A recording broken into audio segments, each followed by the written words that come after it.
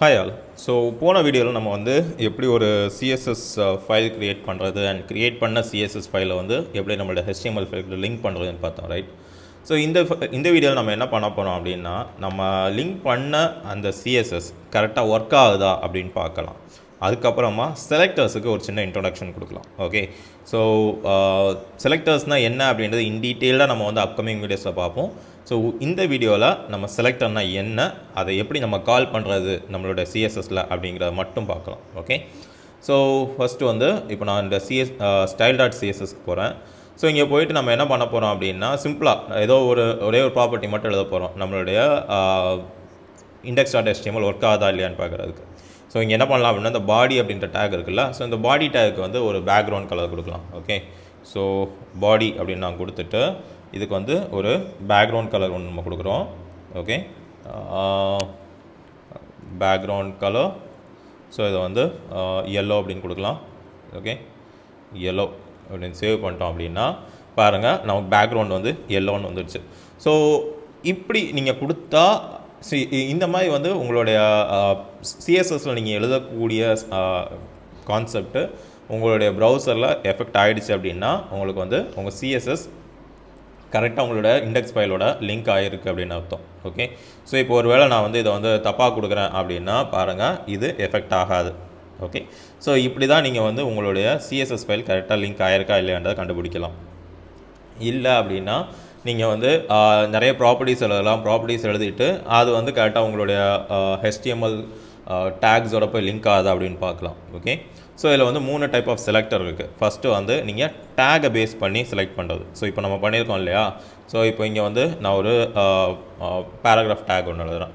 Okay, and இது வந்து this is paragraph. Okay, so அது மாதிரி நான் ஒரு ஹெடர் ஃபைல் ஒன்று எழுதுகிறேன், h1. ஓகே, ஒரு ஹெட்டிங் ஒன்று கொடுக்கலாம், and this is css course.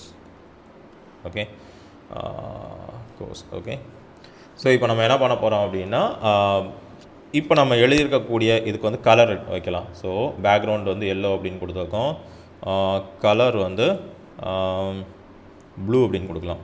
Okay, so இப்போ நீங்கள் கொடுத்தீங்க அப்படின்னா இதில் இருக்கக்கூடிய எல்லா டெக்ஸ்ட்டும் ப்ளூ கலரில் சேஞ்ச் ஆகிடுச்சு. ஸோ நீங்கள் வந்து ஒரு பர்டிகுலர் HTML டேகை பேஸ் பண்ணி நீங்கள் வந்து அதுக்கு சிஎஸ்எஸ் எழுதலாம். ஸோ இந்த பேஜில் இருக்கக்கூடிய எல்லா டேக்லையும் இது எஃபெக்ட் ஆகும். ஃபார் எக்ஸாம்பிள், நான் இப்போது இந்த பேராகிராஃபே வந்து இன்னொரு தடவை எழுதுறேன்னு வைங்களேன். So this is a paragraph 1 அப்படின்னு எழுதுறேன். ஓகே, ஸோ இப்போ இந்த பேராகிராஃபோடைய டெக்ஸ்ட் கலரை நான் வந்து ரெட் கலரில் சேஞ்ச் பண்ணணும் அப்படின்னு நினைக்கிறேன். ஸோ நான் என்ன பண்ணலாம், பேராகிராஃப் அப்படின்னு கொடுத்துட்டு இங்கே போயிட்டு கலர் இதை வந்து ரெட் அப்படின்னு எழுதிக்கலாம். ஓகே, ஸோ இப்போ நான் பேராகிராஃப் ஒரு தடவை தான் எழுதியிருக்கேன், ஆனால் எங்கெல்லாம் இந்த பேராகிராஃப் டேக் இருக்கோ அங்கே எல்லா இடமும் இதோட கலர் வந்து ரெட்டாக சேஞ்ச் ஆகிடுச்சு. ஓகே, ஸோ இதுதான் வந்து பேராகிராஃப் வைஸ் நீங்கள் வந்து சூஸ் பண்ணக்கூடியது. ஓகே, ஸோ அடுத்தது வந்து கிளாஸ் பேஸ்டாக சூஸ் பண்ணக்கூடியது. ஸோ இப்போ இந்த கிளாஸு ஐடி இதெல்லாம் புரியலனா பரவாயில்ல.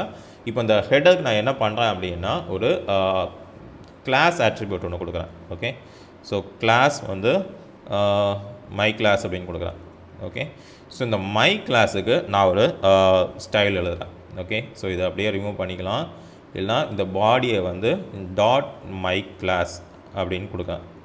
ஓகே, ஸோ இது இந்த டாட் மை கிளாஸ் அப்படின்னா என்ன பண்ணும் அப்படின்னா, நம்ம இங்கே வந்து கிளாஸ் அப்படின்னு ஆட்ரிபியூட் கொடுத்துருக்கோம் இல்லையா, ஸோ இதை வந்து நீங்கள் எத்தனை இதுக்கு வேணாலும் இந்த கிளாஸ் ஆட்ரிபியூட்டை கொடுத்துக்கலாம். ஸோ இந்த டேகுக்கு தான் கொடுக்கணும் அப்படின்ற அந்த மேண்டேட் கிடையாது. ஸோ இதை நான் அப்படியே காப்பி பண்ணுறேன். காப்பி பண்ணிவிட்டு இந்த ஃபஸ்ட்டு பேராகிராஃப்க்கும் இந்த கிளாஸ் நான் கொடுக்குறேன். ஓகே, பார்த்தீங்க அப்படின்னா எங்கெல்லாம் இந்த கிளாஸ் ஆட்ரிபியூட்டை நீங்கள் வந்து இந்த நேமில் பாஸ் பண்ணியிருக்கீங்களோ அங்கெல்லாம் அந்த ப்ராப்பர்ட்டி, நீங்கள் அந்த கிளாஸுக்கு எழுதின ப்ராப்பர்ட்டி விசிபிளாக இருக்கும். ஓகே, ஸோ இந்த கிளாஸுக்கு வந்து டாட் அண்ட் அந்த கிளாஸோட நேம் கொடுக்கணும். ஓகே, ஸோ இதே மாதிரி ஐடி வச்சும் நீங்கள் எழுதலாம். ஓகே, இந்த கிளாஸுக்கு பதிலாக இப்போ நான் வந்து ஐடி அப்படின்னு கொடுக்குறேன் அப்படின்னா பாருங்கள், கிளாஸ் வேறு ஐடி வேறு. ஓகே, நம்ம கிளாஸுக்கு வந்து ஒரு ஸ்டைல் எழுதியிருக்கோம், இப்போ நான் வந்து ஐடிக்கு எழுதுறேன். ஸோ ஐடிக்கு எழுதும்போது கிளாஸ் மாதிரி தான், ஆனால் ஹேஷ் போட்டு அந்த பர்டிகுலர் ஐடியோட நேம் எழுதணும். ஓகே, ஸோ மை கிளாஸ் அப்படின்னு நான் எழுதினேன் அப்படின்னா ஓகே, ஸோ இந்த ஐடி எதுக்கெல்லாம் இருக்கோ அதில் எஃபெக்ட் ஆகும். ஸோ h1க்கு இந்த ஐடி இருக்குது. ஓகே, ஸோ இதோடைய பேக்ரவுண்ட் கலர் வந்து yellow அண்ட் இதோட கலர் வந்து ப்ளூ. ஓகே, ஸோ இதுக்கு வந்து கலர் மட்டும்தான் கொடுத்துருக்கோம். கலர் வந்து ரெட்டாக இருக்குது. ஸோ இதுக்கு வந்து பேக்ரவுண்ட் கலர் வந்து ஒரு ஆரஞ்சுன்னு கொடுக்கலாமா? ஓகே, ஆர்கிட் கொடுக்கலாம். ஸோ நமக்கு நிறைய ஆப்ஷன்ஸ் இருக்குது, ரைட்? ஸோ இதோட பேக்ரவுண்ட் கலர் வந்து நம்ம என்ன கொடுக்குறோமோ அதுக்கேற்ற மாதிரி ஆக்சஸ் ஆகிக்கும். ஓகே, ஸோ இப்படி தான் நீங்கள் வந்து ஒரு பர்டிகுலர் எலமெண்ட்டை HTML ஃபைலில் வந்து செலக்ட் பண்ணி அந்த செலக்ட் பண்ண HTML எலமெண்ட்டுக்கு நம்ம வந்து ஸ்டைல்ஸ் அண்ட் ப்ராப்பர்ட்டிஸ் கொடுப்போம். ஓகே, ஸோ இதை வந்து இன் டீட்டெயில்டாக நம்ம வந்து அடுத்த வீடியோஸில் பார்க்கலாம்.